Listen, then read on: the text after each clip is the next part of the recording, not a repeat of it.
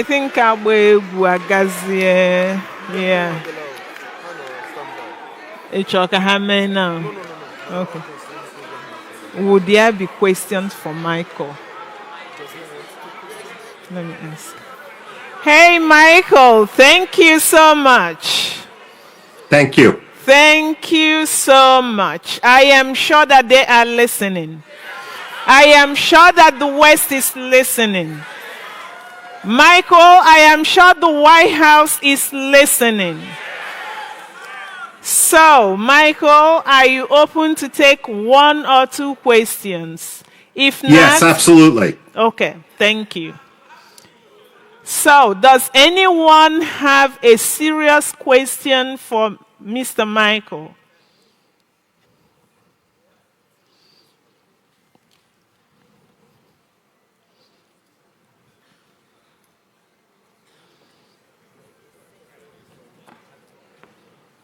Oh, hail Biafra. Mr. Michael, I thank you for taking the opportunity to speak to Biafrans, and we appreciate what you're doing. My question is, have you had a cup of tea with Donald Trump this morning? I've had a cup of tea, but that's all. We need to know.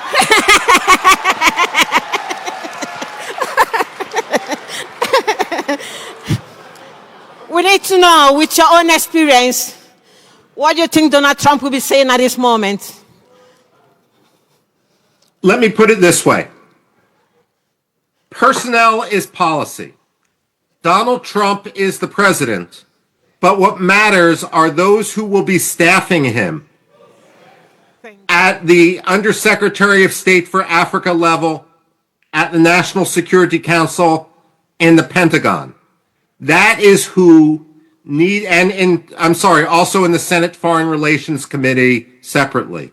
Yes. That is who needs to be lobbied if the Biafrans are going to convince the United States.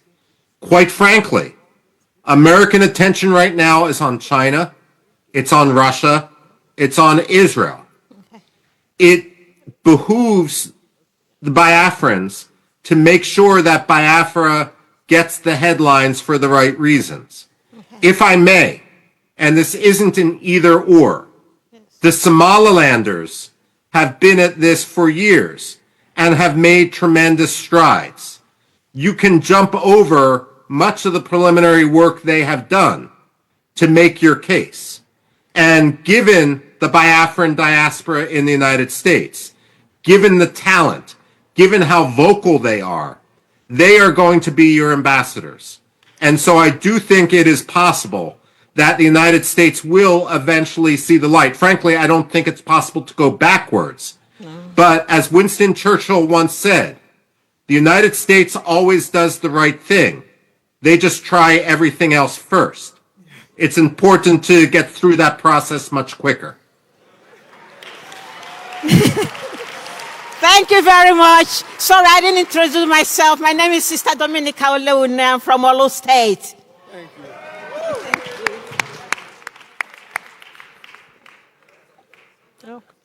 Okay.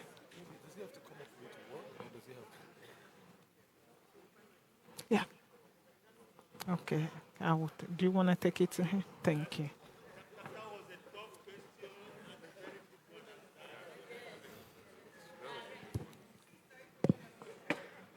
Michael, I'm sorry, I wanted to stay down because I thought I was very tall, but let me climb up here.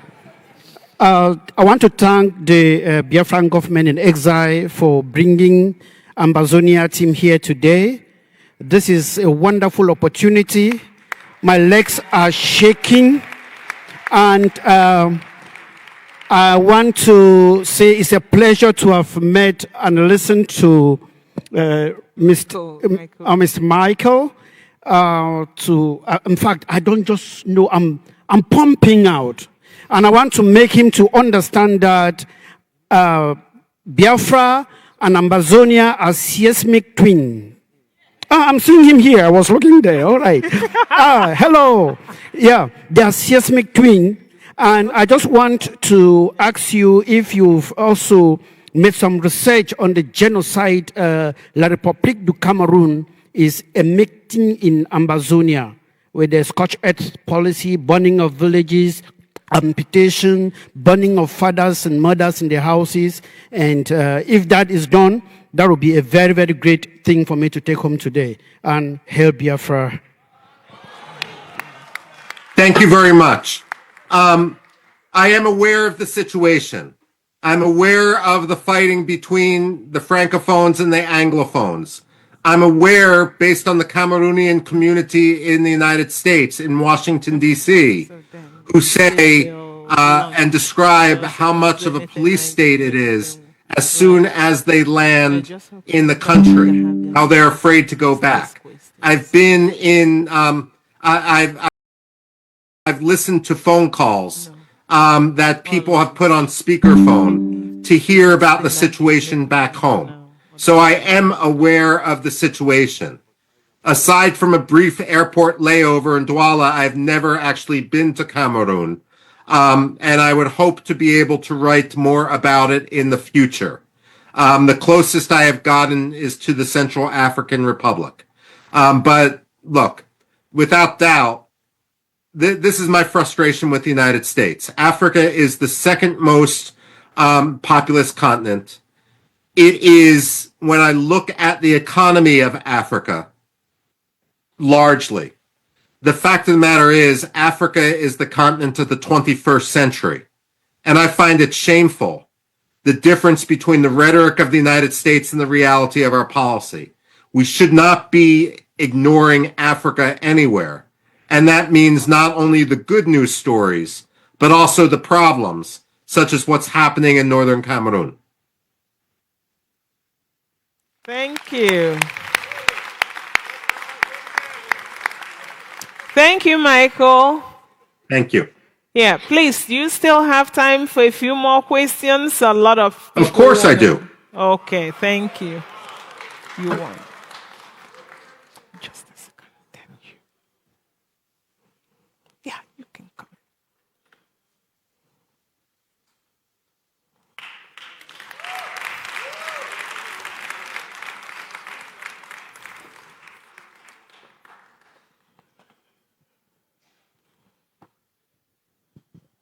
Good day, Michael. Good day. How are you doing? Very good, thank you. My name is Dr. Ngozi Orobweze.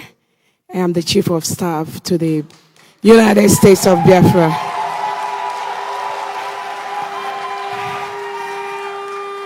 I thank you for your comments. Don't really have any question for you because what you've said is what any sensible, decent human being will say. But I just want to use this opportunity on behalf of my Prime Minister, our Prime Minister, Simon Ekpa, to thank you for standing up for Biafra. Please continue to do what you're doing for us. Biafrans and generations unborn will be very, very kind to you. That's all I need to say. Thank you so much. Thank you so much, and I pray that we will be able to see him in person soon. Thank you. Free from Finnish prison. Thank you.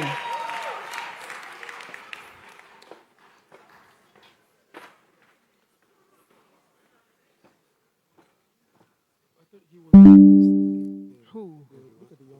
Who? Oh, this one? Okay. So, Michael, we have a young man who wants to speak to you from the perspective of the youth of Biafra. Thank you. Hello, Michael. How are you doing today?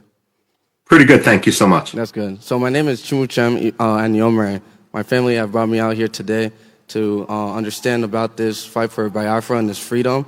And my question is there any way or any advice that you can give to us to be able to, influence the other young students or young people who want to try and at least contribute or try and help out spreading the word and trying to get a lot of people to get involved with this freedom for our Biafra and everything?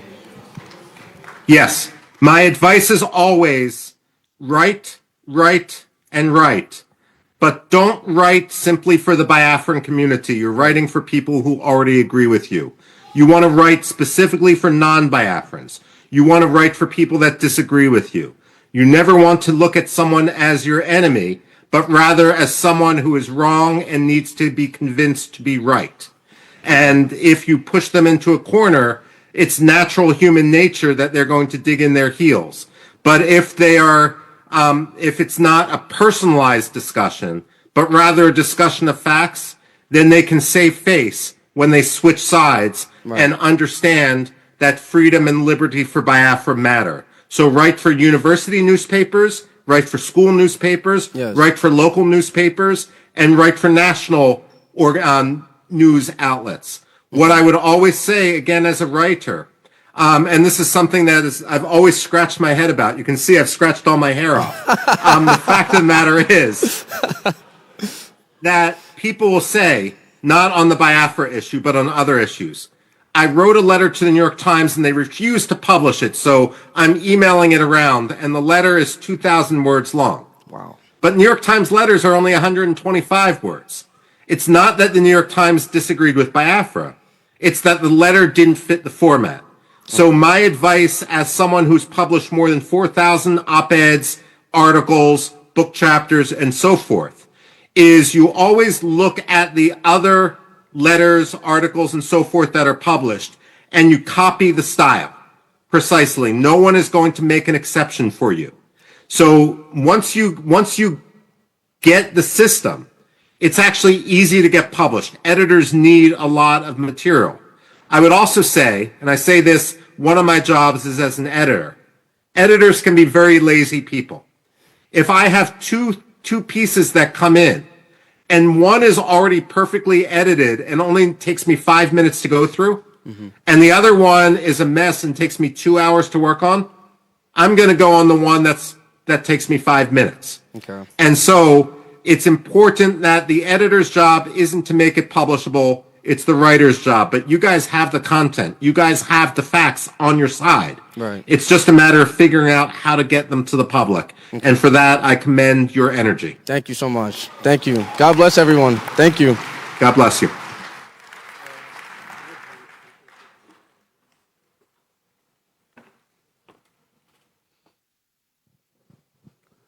Thank you, Mr. Michael, for your support.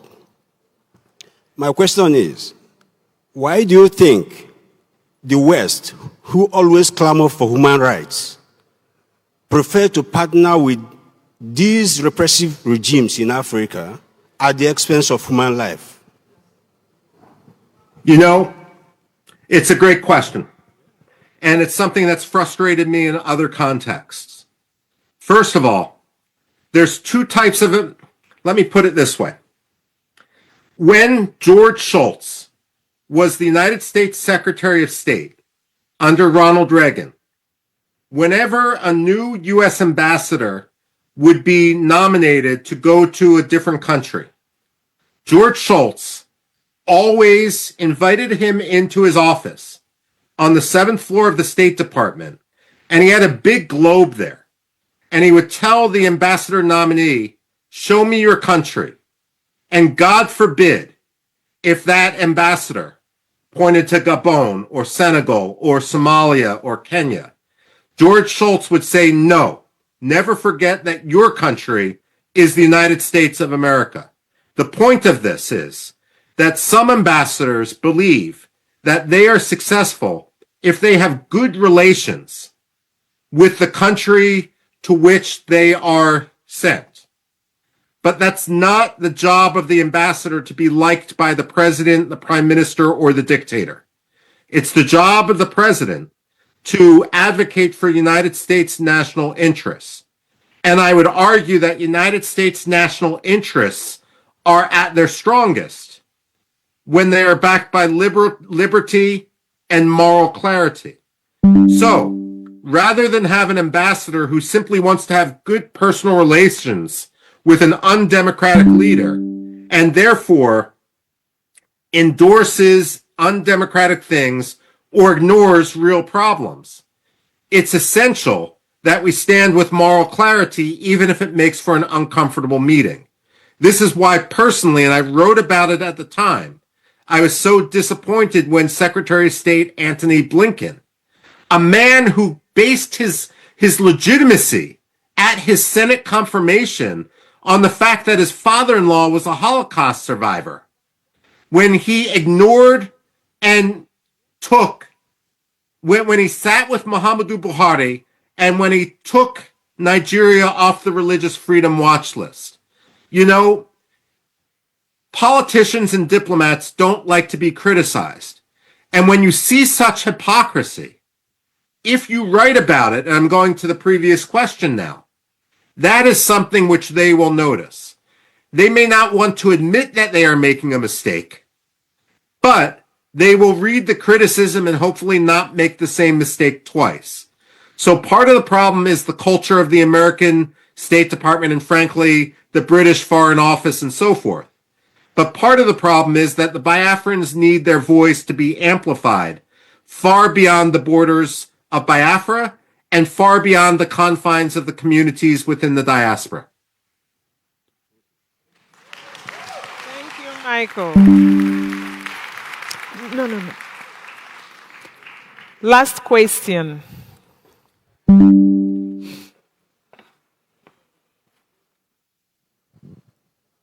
Thank you, Michael. Thank you. Yeah, we really appreciate you. I have two questions for you. Okay. Yes. Can you please promise the Biafran people that you will keep exposing the Nigerian government and keep exposing their atrocity, and you do the best you can to write up more, whatever you can, to speed up the release of our leader, Prime Minister Mazi Simon Ekpa, which I call my boss. I came across one of your tweets. That was really good. We appreciate you. Please promise the Biafran people that you will keep helping us in fighting our cause. We look up to you and we believe that you know what we are fighting for. And we really appreciate you. And can Biafran people hear from you, if we hold you accountable with your word that you will always be with us? Yes. The short answer is yes. The longer answer is the American Enterprise Institute is a nonprofit. I am given the authority to write about whatever I want. There is no pay to play.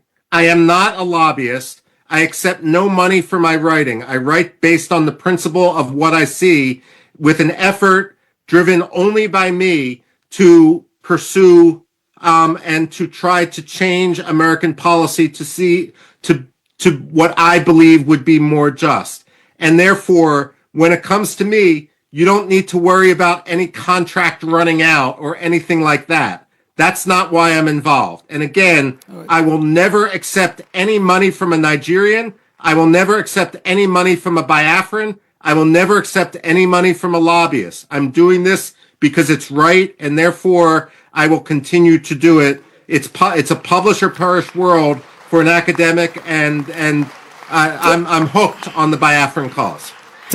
Thank you very much. One more again, Congressman Jim Moran, which I know you know, and he's our lobby, and we actually have an alliance here with us as well. Can you as well promise Biafrans that you will work closely, I know, with your what you're doing, and Congressman Moran and alliance, they be doing a good job, that you work closely with them as well to bring justice for Biafran people. Thank you. If I may just say, I've testified in Congress before Jim Moran when he was in Congress. And the congressman and I disagree on everything. It wasn't a pleasant hearing for me, and it may not have been a pleasant hearing for him. But sometimes principle unites. And whatever disagreements we may have on other issues, they don't extend to Biafra. And it's a pleasure to work with allies wherever one can find them on any side of the aisle.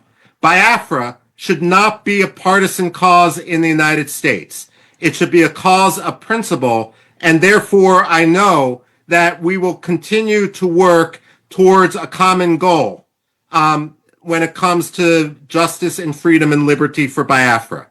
I commend Jim Moran for what he's been doing because partisanship doesn't come into play with it. Thank you very much.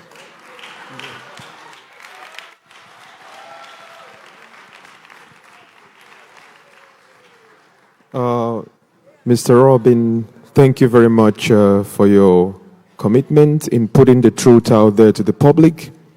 On behalf of the Prime Minister, as the government representative in Europe, and I also live in Finland here, in your own words, what would you tell the Finnish authorities right now in regards to the allegations of incitement by our Honorable Prime Minister? You know, Finland's got to be on the right side of history.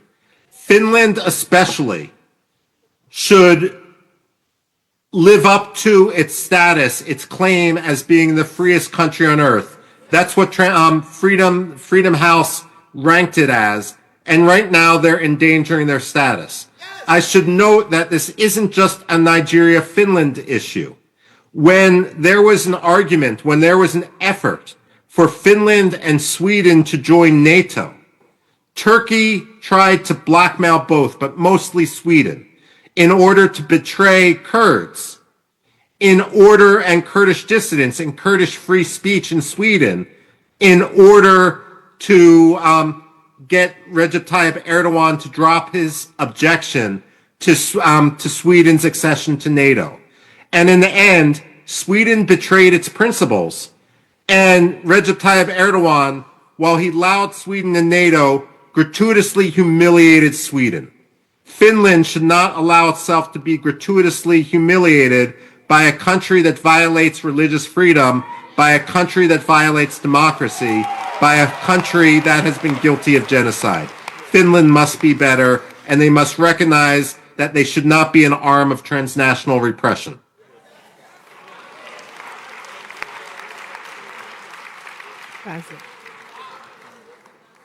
Thank you so much, Mr. Robin. Okay.